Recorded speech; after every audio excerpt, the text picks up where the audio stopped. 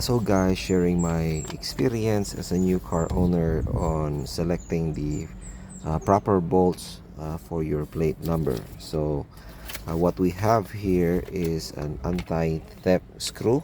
So merong protection yung ating bolts.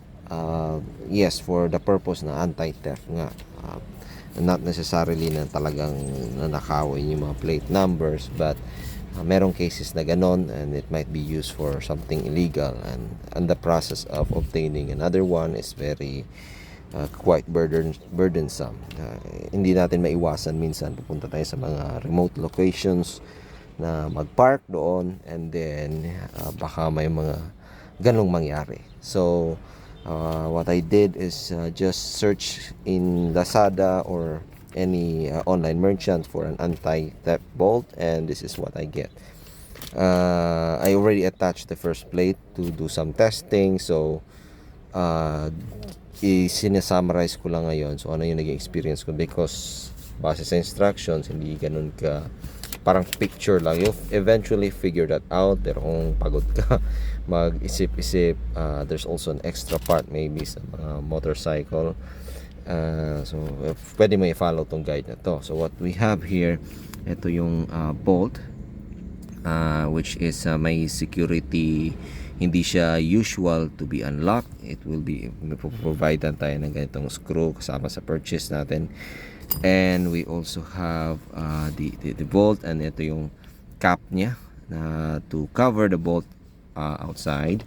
And then meron tayong flat na washer, so it's a flat one, yan. At meron tayong lock na washer, hindi siya flat, may dent siya ganyan, okay. And then ito siyang para this will be connected dito sa cover. Yan. So the sequence should be look something like this base sa picture. Yan. We have the bolt, and dito yung isang flat na washer, ito yung lock, and then ito yun siya. Yan pala, tatlo. And then you attach it with this parang foam, which is this one. Pwede mo tanggalin na sa gitna. It should look something like this. And then we attach it through that. Hindi necessarily itong isang bolt na yan. I think that's for a motorcycle. Pero after sa foam na to is the lock washer, which is this one. Okay. Ayan. Parang, ayan.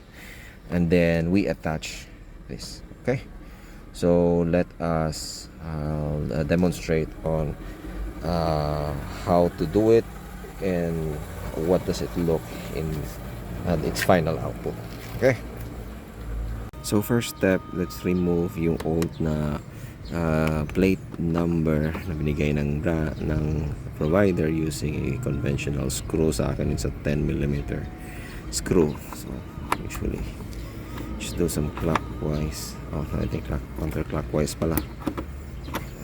Let's do it. Okay. So easier. Ano mo siya? Gusto mo sa face niya. Kasi it's fast. Then use this one also. Okay. Expect to touch. Okay, sige.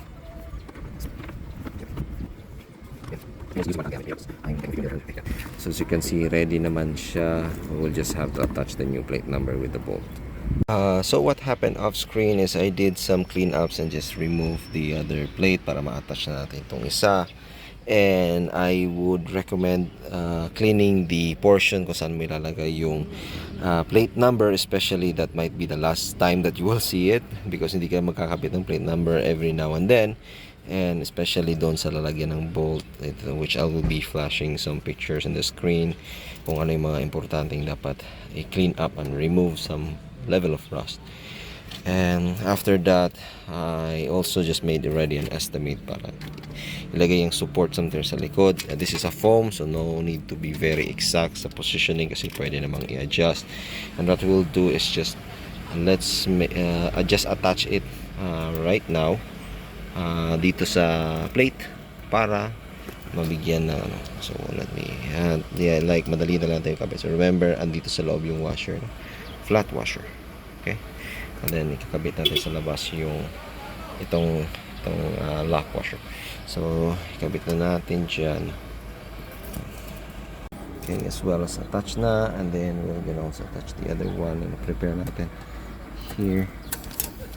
Okay, that's the look. And itong lock na washer, we'll be placing it here. So lock na washer, you know the drill. Okay, and then ito yung ating final item na kakabit. Okay, let's go to the front.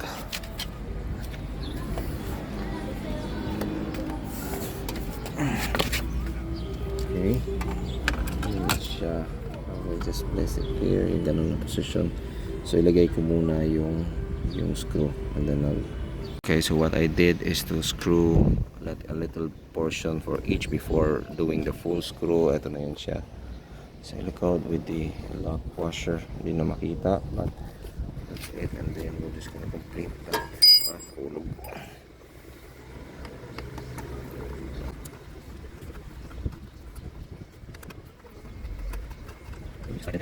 Make sure lang.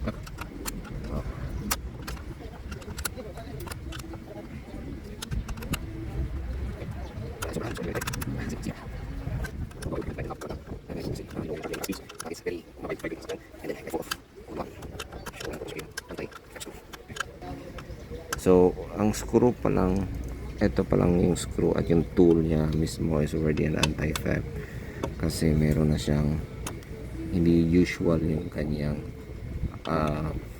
lock and unlock. So, hindi siya ganun ka-common sa hardware, and it's not really useful for anything unless yun yung purpose mo, nakakaw. Again, after that, we attach yung covers, which is this one. And make sure that mag-clip yun dyan.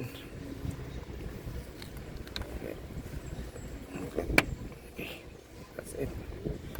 So now, mahirap na tanggalin. Like, kailangan mong tanggalin yan, and then you need to have a special screw to unlock.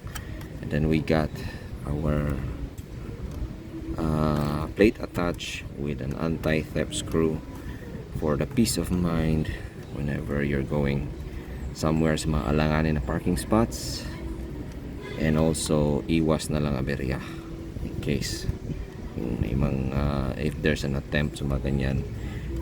It's not worth it if it's not worth more than as what I purchased, 200 pesos sa paglakad ng mga lost plates or stolen plates. Okay, thank you very much. Thank you for watching.